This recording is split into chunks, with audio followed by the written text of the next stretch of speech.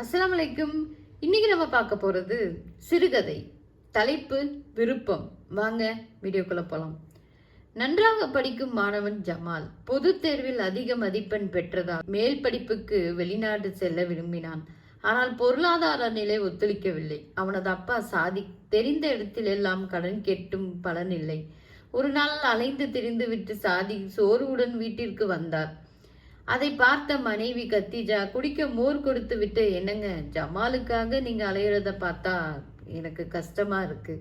எல்லாம் அல்லாஹ் விருப்பப்படியே நடக்கும். அல்லாஹ் நாடினால் மேற்படிப்புக்கு செல்வான் இன்ஷா அல்லாஹ், கவலைப்படாதீங்க.